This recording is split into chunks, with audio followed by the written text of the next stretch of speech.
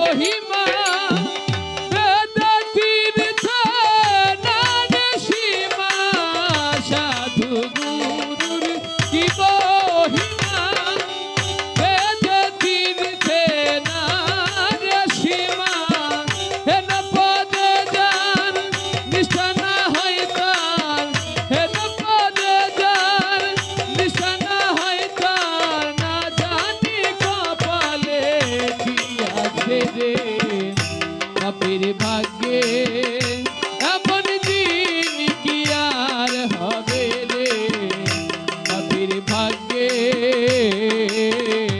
দেখো দেখো মনোরায় হয়েছে উদয় দেখো মনোরায় হয়েছে উদয় কি আনন্দময় সাধুর সদবাজারে পাপীর ভাগ্যে এমন দিন কি আর হবে রে পাপীর ভাগ্যে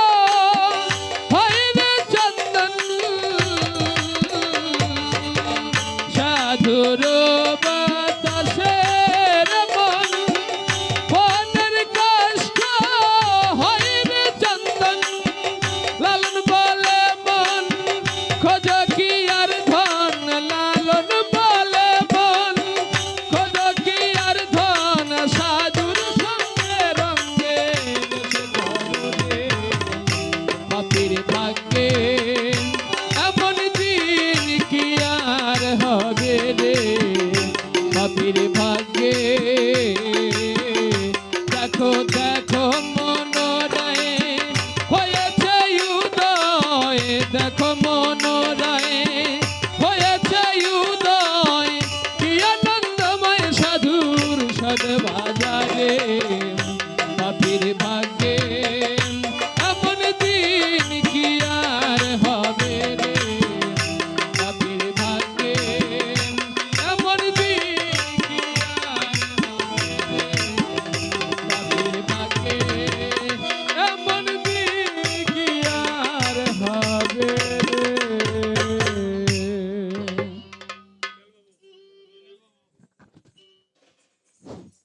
সুপ্রিয় ভক্তগণ, আমাদের গায়ক মশাই একটু আগে একটা ঘোষণা দিয়েছেন, এটা ভুলবশত দিয়েছেন। ভক্তদের জন্য আজকে কোনো প্রসাদের ব্যবস্থা করা সম্ভব না, রাত হয়ে গেছে অনেক। আগামী দিন সকল ভক্তের জন্য প্রসাদের ব্যবস্থা থাকবে। এটা গায়ক মশাই একটু ভুলবশত ঘোষণাটা দিয়েছেন, এই জন্য কর্তৃপক্ষের পক্ষ থেকে আমি ক্ষমা প্রার্থী। আর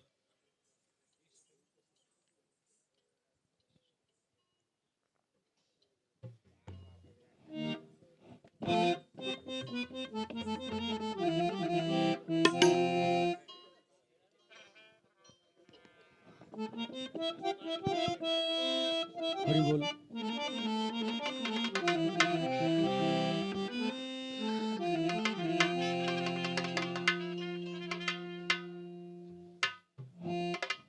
যাই হোক, ভুল তো মানুষেরই হয়। আপনাদের ভক্তির ইশারায় কেউ হয়তো দাদামাকে যদিও না বলে কেউ বলেছিল রান্না করে মানে আগামীকাল যে সকালবেলার আয়োজন এখন থেকে শুরু হয়ে গেছে। অনেক লোকের আয়োজন। আজকে চরণামৃত প্রসাদ আমরা নিয়ে যাচ্ছি। আমরা ধন্য যে আপনাদের মতো মহাবৈষ্ণবের চরণের ধুলি পেলাম। তার অল্প সময়ের মধ্যে আমাকে ছেড়ে দিতে হবে বাবা। এই জন্য যারা রামায়ণটা শুনেছেন আপনারা ভাববেন না যে এই কথা বললো না, এই জায়গায় রেখে গেল। কারণ আমি ভালো গাই মন্দ গাই, যে পালা আমাকে যোজনা করে দিবেন আমি ইচ্ছা করলে আমি রামায়ণ ছাড়া অন্য কোনো বাজে কথা বলবো না, কোনো গল্প বলি নাই, রামায়ণ ছাড়া অন্য কথা নিয়েও টানি নাই। তো অন্য কোনো কথাও যদি আলোচনা করি, শুধু রামায়ণ যদি আলোচনা করি, তাতে যে পালা বলবেন 3 দিন আলোচনা করতে পারবো। যে কোনো পালা গাইতে 3 দিন লাগবে। আবার যে কোনো পালা যদি একেবারে ঘড়ি মেপে দেন, একেবারে 1 থেকে 1.5 ঘন্টায় পালা শেষ। কিন্তু 1 থেকে 1.5 ঘন্টায় পালা শেষ করলে তো প্রেম আসে না।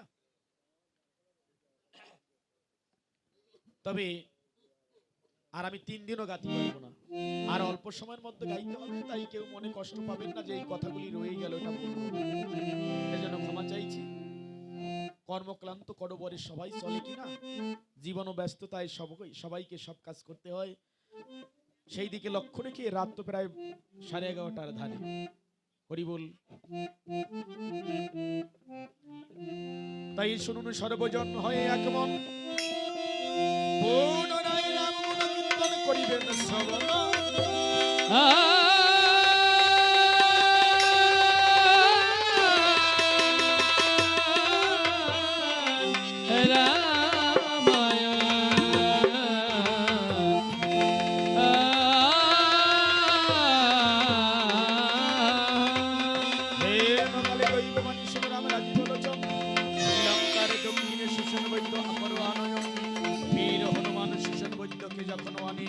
সুসেন বৈদ্য ইরা পিঙ্গলা সুসন মাধরে ডাক দিয়ে বলে, প্রভু রাম রাজীব লোচন, তোমার প্রাণের ভাই বাসিবে মর লয়ে মন, বসুধামে যেতে হবে হনুমান করজোরে ডেকে দিয়ে বলছে, প্রভু তাই আশীর্বাদ দাও, আমি অসুধামতে যেতে চাই।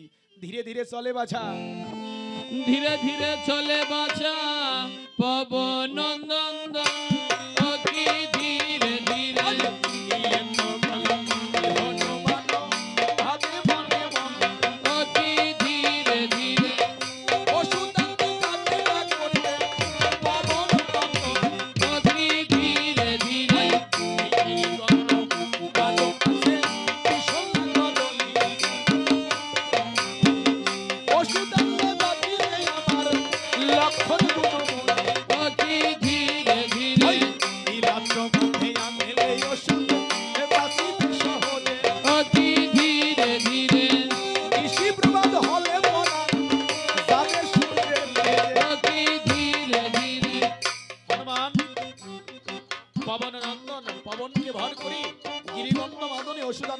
যাত্রা করেছে। যখন শন শন শন বেগে যাত্রা করে, রাবণ ডাক দিয়ে বলছে, মন্ত্রী এত রাত্রকালে শন শন শব্দ, অনেক তো কথা আছে।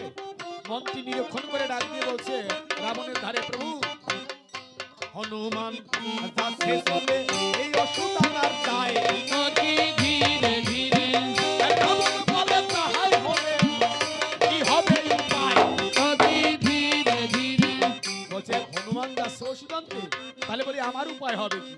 মন্ত্রী বলছে, প্রভু মহারাজ রাবণ তোমার উপায় একমাত্র রামের পায়। বলছে দেখো, রাম নাম আমার কাছে বললে তোমার মুন্ডু কেটে ফেলবো, বলো কি করতে পারি?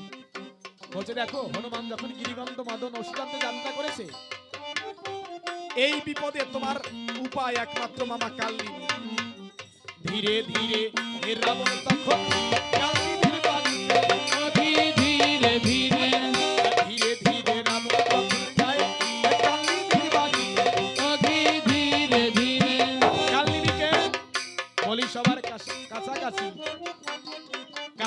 হয় তারকার মাসি।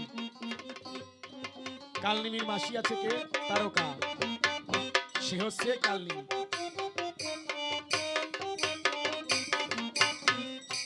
আর কালনিমি হয় রাবণের মামা। ধীরে ধীরে রাবণ গেল কালনিমির গলায়। সখী ধীরে ধীরে কালনিমির কাছে যখন রাবণ যায়, একদিন বলছে, "ও মামা, চিরদিন ভরসা করি তোমার, আজই কিছু করো উপকার।" বলছে, "ও বেটা, অসময় এলি কেন?" বলছে, "মামা, রাম রাবণের যুদ্ধে লক্ষণকে শক্তিশালী ফেলে দিয়েছে, ওষুধ আনতে যাত্রা করছে হনুমান। হনুমানের কথা শুনে কালনিমি একেবারে অজ্ঞান। বলছে, ব্যাপারটা কি? বলছে, মনে আছে গতকালের দ্বিতীয় প্রহরের যুদ্ধে তোমাকে একটা আঘাত করেছিল বুকে, একেবারে ব্যাংটানা হয়ে ধুলায় ভরেছিল। বলছে, মামা, চিরদিন ভরসা করি তোমার, আজই কিছু করো উপকার। রাবণ, আমি যখন বিপদে পড়েছি, হনুমান যাচ্ছে ওষুধ আনবার তরে, হনুমানের আগে গিরিগন্ধ মাদন গিয়ে তুমি যদি হনুমানকে মারতে পারো, এই বেটা হনুমানের হাতে মরতে যাবো নাকি? বলছে, হনুমানের হাতে মরতে না, হনুমানকে যদি তুমি মারতে পারো, আমার লঙ্কায় যা আছে কেনে কেনে তোমার অর্ধেক আমার অর্ধেক। বলছে, তোর লঙ্কায় যা আছে অর্ধেক দিয়ে দিবি তো? বলছে, হ্যাঁ দিয়ে দেবো। বলছে, তাহলে লঙ্কায় যে তোর 10,000 সুন্দরী বউ আছে, এর কি হবে? বলছে, মামা, মুখ দিয়ে যখন বলে ফেলেছি 5,000 তোমার। বলছে, আর একজন রয়ে যায় যে বড় রানী মন্দাদরী। বলছে, এই বেটা, বড় রানী মন্দাদরী জানাই তোর বরাবরই, ওর বড় ভালোবাসি আমি। ওই একটা মানুষ, মেয়ে মানুষ, ওরে কি ভাগ করা যাবে নাকি? এইভাবে কাটলে তো মারা যাবে। বলছে, মামা, তোমার সম্পত্তি, তুমি যখন মুখে বলিছো ভাগ করে দাও, আমি চাইয়ে নেব। রাবণ ডাক দিয়ে কয়, ও মামা কালনিমি, যা ওই যে বড় রানী মন্দাদরী 1 বছর তোর বাড়ি আর 1 বছর আমার বাড়ি। বলছে, মামা, অনেক দেরি হয়ে যায়, তাহলে 6 মাস তোর বাড়ি আর 6 মাস আমার বাড়ি। বলছে, তা হয় না। বলছে, তাহলে 1 মাস তোর বাড়ি আর 1 মাস আমার বাড়ি। বলছে, মামা, যে মাসে 31 দিন হয়, ওই একদিন বেশি কার বাড়ি থাকবে? বলছে, বেটা রাক্ষস কোথাকার, একদিন বেশি তোর বাড়ি থাকবে, যাবি তো যা, তা না হয় তোর ঘর দেবো কাইটিয়া। বলছে, বাবা বাবা, বাড়ি যাবো আইটিয়া। দেখো বাবা, মানে ভালো কথা, লীলার গান মানে লীলার অনুসারে না করলে প্রেম আসে। কোন কথা বলবো, কোন কথা চলবো না, তাও একটা, এর মধ্যেও মানে 10-এর জায়গায় যদি 7 হয় তাও কিছুটা হয়, কিন্তু 10-এর জায়গায় যদি 4 হয় কিছু করা যায়?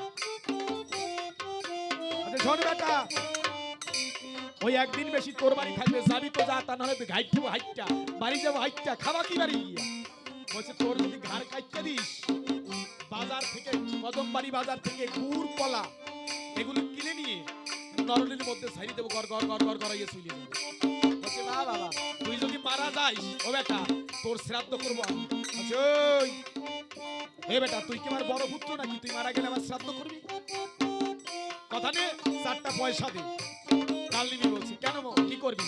বলছে, শোন, আমি গেলে তো আর ভিত্তি পারবো না, আমি গেলে আমার মরতে যাবো, তা মরে যখন যাবো, মরার আগে আমার শ্রাদ্ধটা করি।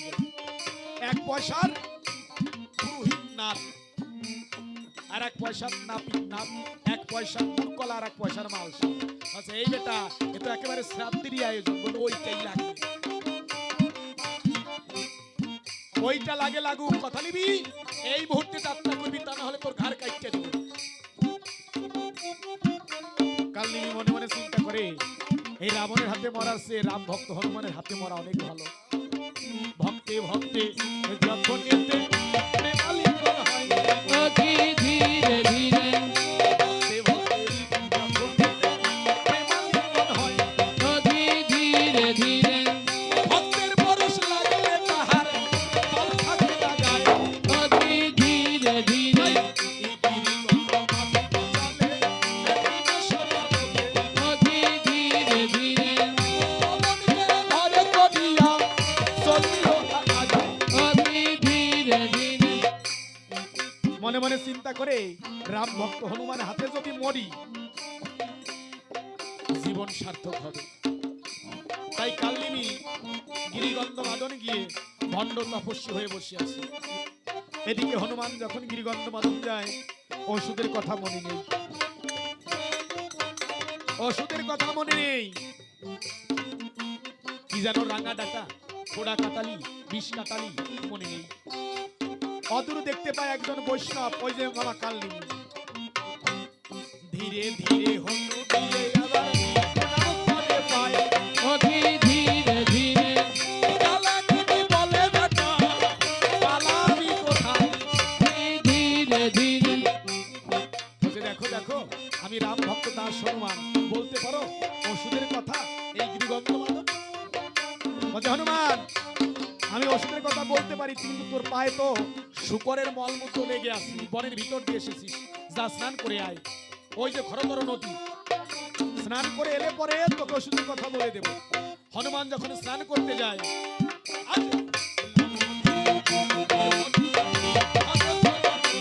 অতি ধীরে ধীরে অতি ধীরে ধীরে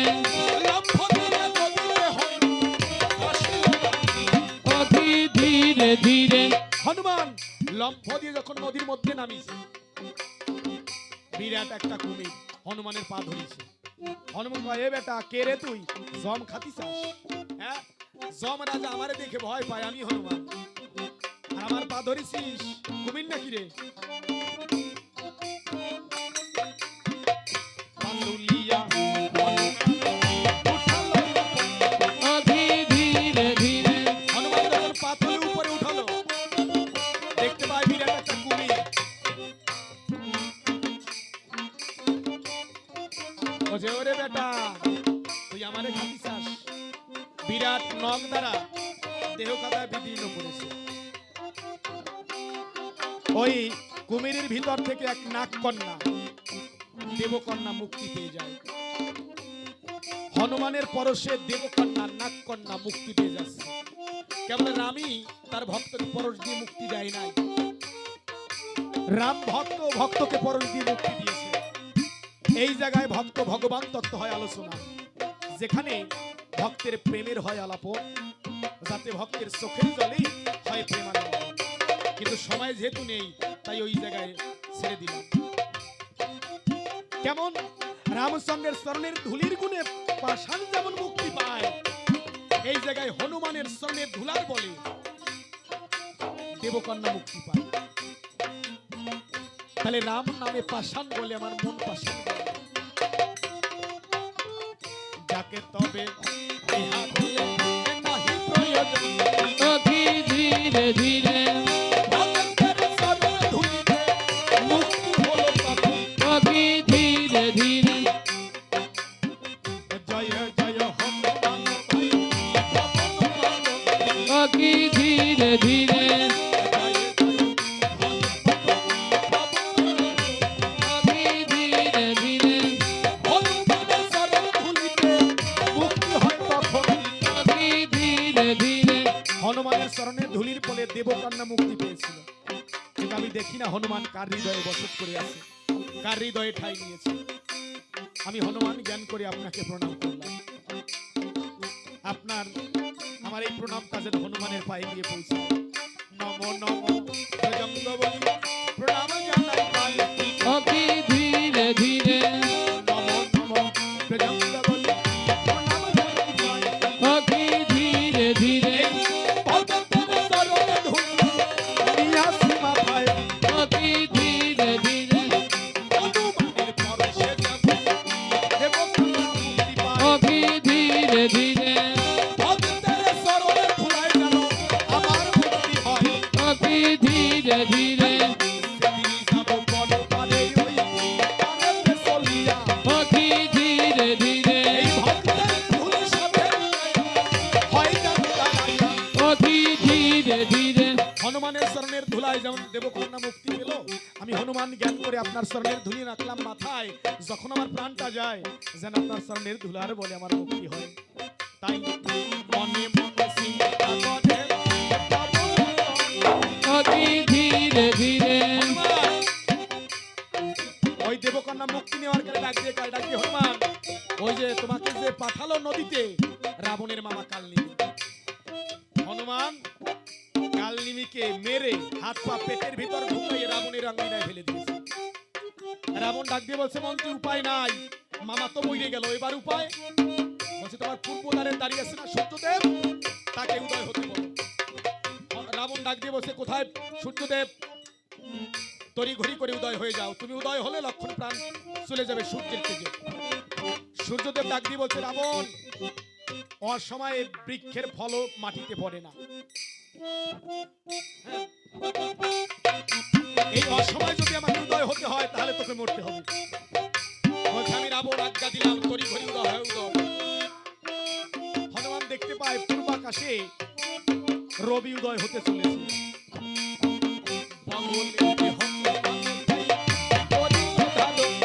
অতি ধীরে ধীরে বাবা হনুমান সূর্যকে বগলে করেছিল ধারণ। ব্রহ্ম পাঁচটি ব্রহ্ম, শব্দ ব্রহ্ম, অন্ন ব্রহ্ম, বাক্য ব্রহ্ম, জল ব্রহ্ম আর পরম ব্রহ্ম। তাহলে সেই ব্রহ্ম শক্তির রুদ্র শক্তি জানাই সবার বরাবরই। তাহলে ব্রহ্ম শক্তি যদি হয়, হনুমান বগলে রাখলো কোন পৃথিবী থেকে 13 লক্ষ গুণ নাকি বড়, কথা আমার ধরো বিজ্ঞান ডাক দিয়ে বলছি। সূক্ষ্ম সনাতন বস্তু যাহা, সেই নিরাকারে ব্রহ্ম তাহা যদি সূর্যের মধ্যে রয়, কোন সাধনার বলে হনুমান রেখেছিল বগলে, ব্যাখ্যা করতে গেলে সময় তো প্রয়োজন হয় ধরায়। নম নম রামচন্দ্র পূর্ণবতার, অতি ধীরে ধীরে অতি ধীরে ধীরে হনুমান এবার উপায় না পেয়ে পর্বতখানি মাথায় করেছে ধারণ। ভাবিয়া চিন্তিয়া করে সাহসেতে ভর, অতি ধীরে ধীরে ভাবিয়া চিন্তিয়া করে সাহসেতে ভর। অতি ধীরে ধীরে তালে বুলে তুলে নিল পর্বত শেখর। অতি ধীরে ধীরে হনুমান ডালে মূলে পর্বতখানা মাথায় করেছে ধারণ। এইবার পর্বতটি হনুমান করবে গমন। তাহলে হনুমানের কি এমন শক্তি ছিল, কি এমন সাধন ছিল? পশুকুলে জন্মগ্রহণ করেও পেয়েছিল রামচন্দ্রের চরণ দুঃখা। কিন্তু আমি তো পশু নয়, দেবেরও দুর্লভ মনুষ্য জন্ম পেয়েছিলাম। হনুমান যখন মাথায় তুলে পর্বতখানা নিয়ে যাত্রা করেছে, ওই অযোধ্যার উপর দিয়ে যায়, ছায়া পড়েছে রামচন্দ্রের পাদুকায়। বাটুল বানে ভরত ফেলে দিল হনুমানকে। কেন বাটুল বানে ফেলে দিয়েছিল? বসু শক্তি লক্ষণচর অনেক শক্তি ভরদ, রুর্গ শক্তি শত্রুঘ্ন এবং মহাশক্তি চ রাম নাম। রমে রমে মনোরমে, রাম নামে সুতুলমে রমে ইতি রাম। যে নাম নিলে পরে জীবাত্মা পরমাত্মার দিকে ধায়, তারে কয় রাম নাম। আর কর্ষৈতি কৃষ্ণ, যে নাম নিলে পরে জীবাত্মা পরমাত্মার দিকে আকর্ষিত হয়, তারে কয় কৃষ্ণ নাম। হরে শক্তি ঈশ্বরে আলাদিনী শক্তি হয়। তাই এই তিন মিলে হল্লি কুলেন প্রচার, যাহাতে জীব হতে পারে ভবনদী পার। তাই ভরতে ভার, আর লক্ষ্য যার ক্ষিপ্র হয় সেই লক্ষণ হয়। রাম যেমন রাম সুন্দর গুরুবাক্য, হৃদয়ে ধরি ঐক্য করতে পারে যে পালন। শত্রুঘ্ন গুরুবাক্য রক্ষা করতে, শত্রুকে বাধা করতে জগতে পিছুপা হয় না কোনো জন। শত্রু কোনজন? তোমার ভিতরে শত্রু আছে মহাজন। দেহের মধ্যে শত্রু মিত্র উভয় আছে। মহাজন কয়, শত্রুকে মিত্রতে পরিণত করতে গেলে আগে সাধন ভজন করতে হয়। সাধ্যবস্তু আরাধনা যাহা সাধন তাহা, আর ভজ ধাতু আর প্রত্যেককে হয় ভজন শব্দ করিত। তাই করিতে সাধন ভজন, আগে রামায়ণটা জানা প্রয়োজন। কোনটুক রামায়ণ, কোনটুক ভাগবত? যার রামায়ণ নাই সে কখনো ভাগবতে যেতে পারে না ভাই। তাই আগে রামায়ণ, তারপরে ভাগবত। ভাগে ভাগে বধ, কোনটুক ভাগ কোনটুক বধ। তাহলে ভাগবতের ঘরে যেতে আগে রামায়ণকে আস্বাদন করতে হয়। যার রামায়ণ নাই তার জীবনে ভাগবত প্রেম আসে না ভাই। এই যে বহিরঙ্গে হচ্ছে সাধু সঙ্গ, হচ্ছে রামায়ণ, এই জায়গায় আলোচনা। তাহলে সাধ্য সাধনে কিভাবে যেতে হয় জীবনে, সদ্গুরুর আশ্রয় করে করতে হয় সাধ্য সাধন, তা না হলে হয় না বারণ। মা সীতাকে লিখেছিল কোথায়? অশোকের বনে। অশব্দে নাই, শোক শব্দে বিরহ। জীব যে জায়গায় গেলে পরে ত্রিতাপের জ্বালা যায় দূরে, সেটা হচ্ছে অশোকের বন। কোথায়? শাস্ত্রে করেছে নির্ধারণ, নাভিপত্র থেকে নিচে নিম্ন ভাগ দক্ষিণ করে গণন, উপর উত্তর, স্কন্দ পূর্ব, স্কন্দ পশ্চিম কয়। তাই জীবনের সাধনায় যার অশোকের বন জয় করা না যায়, তার দ্বারা কখনো সাধ্য সাধন হয় না। তো অশোকের বন জয় করতে গেলে গুরুর শ্রীপাদপদ্ম থেকে গোপনে সাধনা করতে হয়। অসীম বাবু তার একটা গানে গায়, কি গায়? গোপনে করো গোপী ভজনা, ভজনা গোপনে করো। গোপী ভজনা গোপনে করো, গোপী ভজনা গোপনে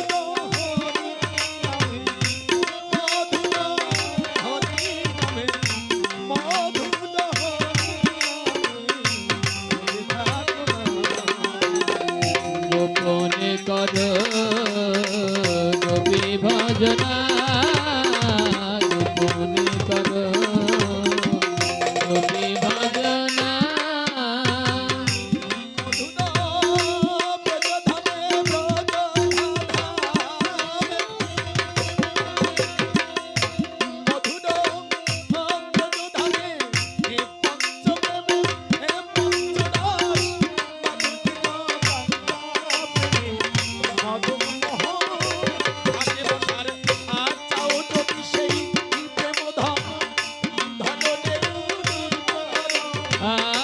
চাও যদি সেই প্রেম ধন, ধর রে রাধার চরণ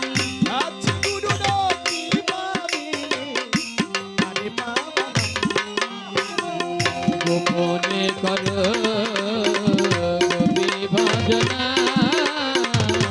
গোপনে করো গোপী ভজনা। কিন্তু আমি যে গোপনে ভজন করব, আমার তো সাধু সঙ্গেই মন নাই। ভজনের প্রথম উপায় শ্রবণ কীর্তন, সাধু সঙ্গ হয়। সাধু সঙ্গ যার মন না যায়, সে ভজনে যাবে কোথায় যায়? শোনো, এই যে মানব তরি দিয়েছে গুরু কৃপা করি, এর যদি যতন না করি, সাধু সঙ্গ হবে কোথায় যায়? তাই অসীম বাবু তার আর একটা গান গায়, আর সামাল করি দেবা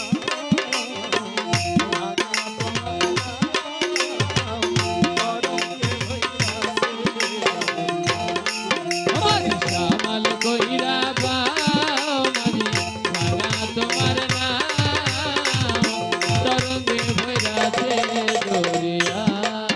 দেখো দক্ষিণে বাপ কে না পবন ঘুরেছে ভারী, ও মাঝি মেঘ কইরাছে ভারী, ঠিক রাখিও হাইরে ভারী।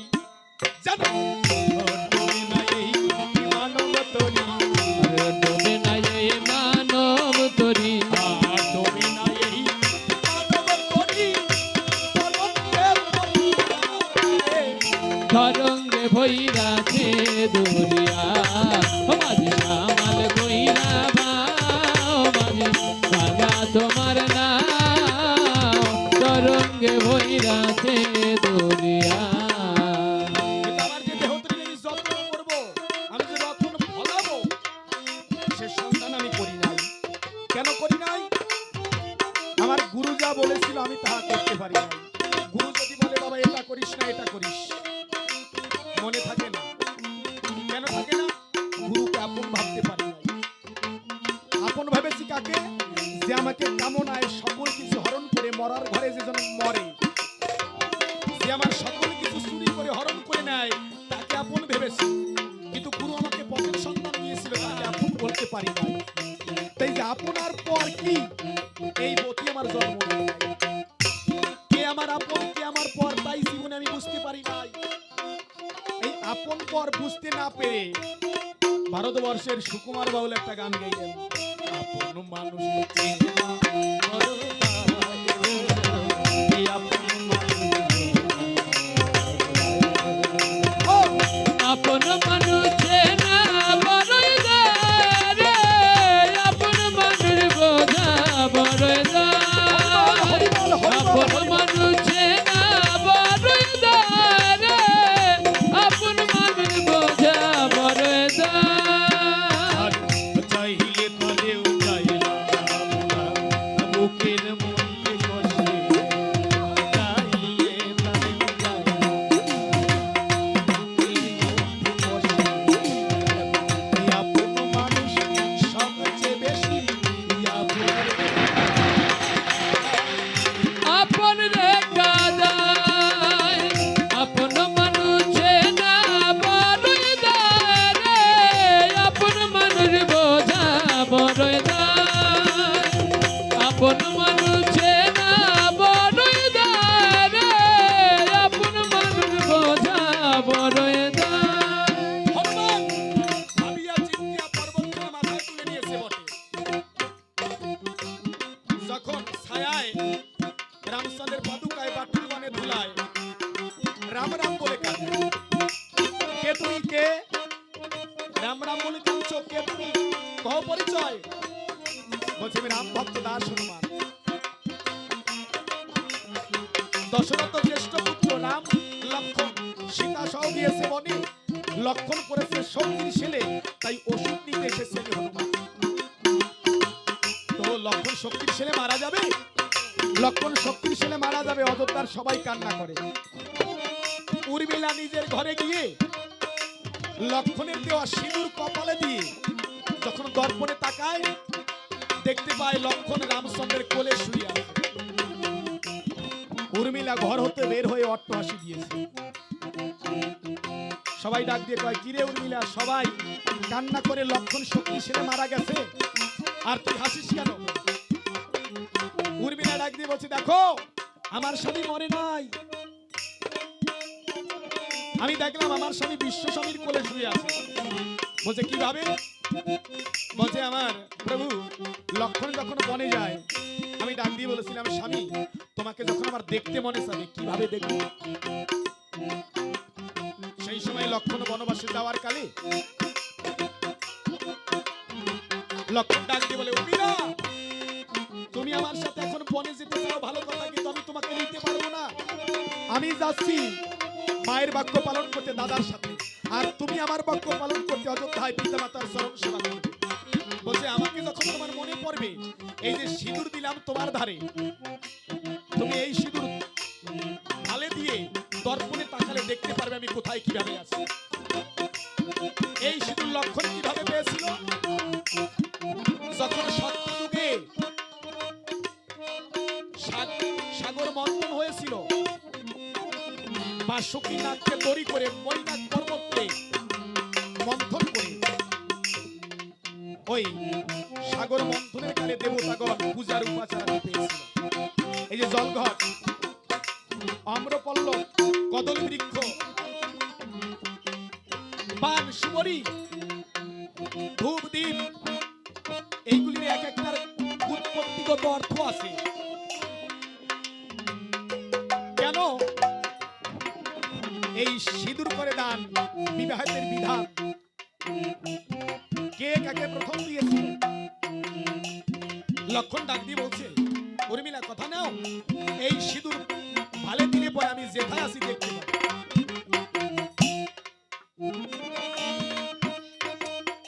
এই লক্ষণ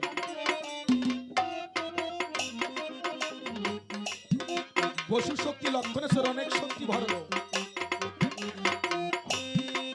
কিন্তু যার লক্ষ্য ঠিক নাই সে কখনো গন্তব্যে পৌঁছতে পারে না ভাই। আর যার লক্ষ্য এক থাকে সে লক্ষণ হতে পারে।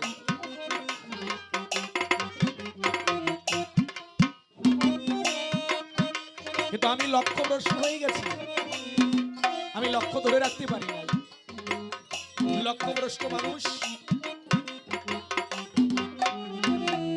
জীবনে গন্তব্যে পৌঁছতে পারে।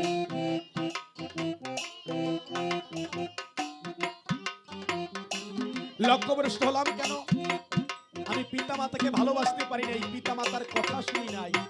আমি যদি পিতা মাতার কথা শুনতাম তাহলে আজকে আমাকে এমন ভাবে থাকতে হতো না। আমি যদি গুরুর বাক্য পালন করতাম তাহলে আজকে আমাকে এমন ভাবে দিন যাপন করতে হতো না। আমি গুরুর জন্য কাঁদি নাই, তাই গুরু আমার জন্য কাঁদে না। আমি যদি ঠিক কাঁদতাম, লক্ষণ কাঁদে বিদায় রামচন্দ্র লক্ষণের জন্য কাঁদে, আর রাম কাঁদে বিদায় লক্ষণও কাঁদে।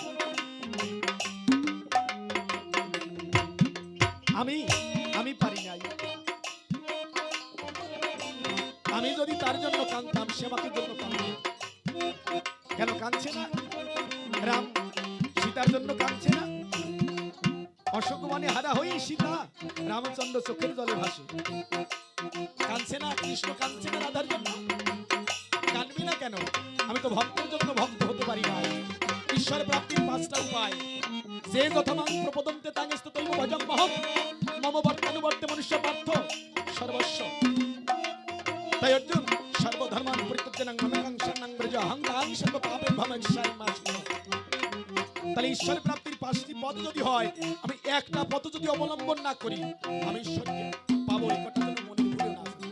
তাই রাম কাঁদে সীতার জন্য, কৃষ্ণ কাঁদে রাধার জন্য। কেমন কাঁদে?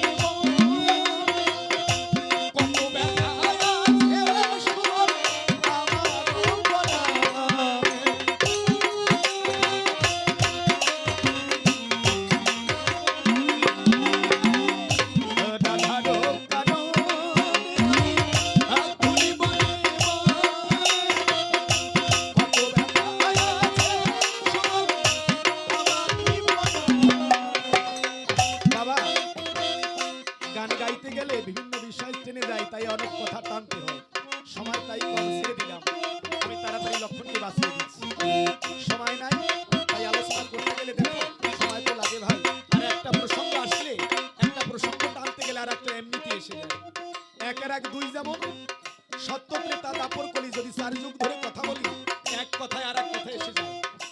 সময় তো লাগে ধরায়। মনে মনে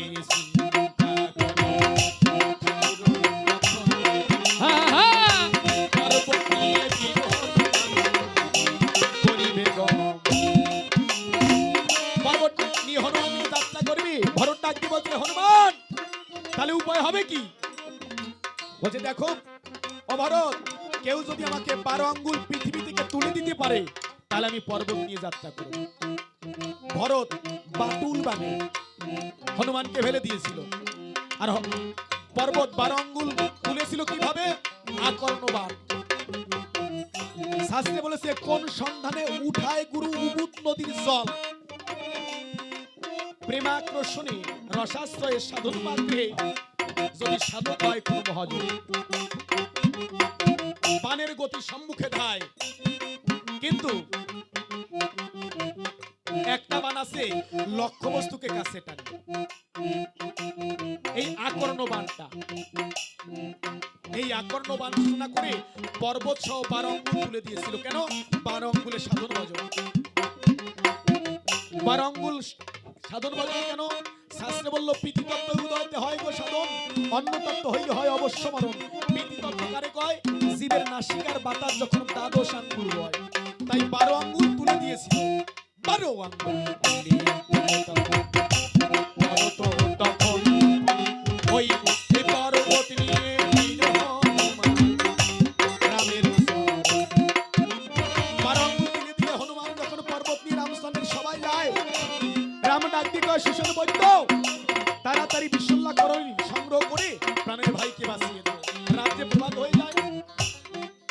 তাহলে সেই পর্বত থেকে এইবার বিশুল্লাহ করণী সংগ্রহ করে সুসেন বৈদ্য হনুমানকে দিয়ে নিকষার জল আর লঙ্কা থেকে স্বর্ণশিলা এনে ওই নিকষা মানে রাবণের মায়ের চোখের জলে স্বর্ণশিলায় ওই ওষুধ পল্টন করে যখন সুসেন বৈদ্য লক্ষণের সারা গায়ে লেপন করে দিল, ডাক দিয়ে বলছে, প্রভু রাম, তোমার প্রাণের ভাইকে কোলে করে ইষ্ট দেবতার নাম করো স্মরণ। প্রাণের ভাইকে কোলে করে রামচন্দ্র ইষ্ট দেবতার নাম স্মরণ করে ধীরে ধীরে লক্ষণের প্রাণে হয়ে গেল সারা। ওই লঙ্কার ভিতরে আমি জানি আপনাদের ধারে যত যত ভক্ত ছিল রাম জয়ধ্বনি করছে, তখন তারা প্রাণ পেল ছিঠাকুর লক্ষণ। একবার বিক্রম জয়ী জলে নামো, জলে প্রিয় যারা প্রাণ পেল ছিঠাকুর এবার লক্ষণ। জাটো জাটো যারে মুন্ড লেগে গেল জোড়া প্রাণ পেল ছিঠাকুর ওই লক্ষণ। শক্তি শেষে মদন আবার যাহা দিল প্রাণ পেল ছিঠাকুর লক্ষণ। এবার বিক্রম জয়ীর অসুখ বলে পরাণ প্রিয়ে প্রাণ পেল আবার ছিঠাকুর প্রথমেতে পরাণ পেল ঠাকুর প্রাণ পেল ছিঠাকুর এবার লক্ষণ। হরি হরি হরি হরিবল হরিবল যত বৈষ্ণব প্রাণ পেল ছিঠাকুর লক্ষণ। এমনি করে লক্ষণেরও পরাণ প্রিয়ে সারা প্রাণ পেল ছিঠাকুর লক্ষণ। এবার সর্বজন দেখে মনে আনন্দ ভাই সারা প্রাণ পেল ছিঠাকুর লক্ষণ। হরি হরি হরি বলে যখন জলে দিল চড়া, যারে যারে কাটামুন্ডু লেগে গেল জলা, প্রথমতে প্রাণ পেয়েছিল ঠাকুর লক্ষণ, দেখে রামের হরষিত মন। সুসেন ডাক দিয়ে কহি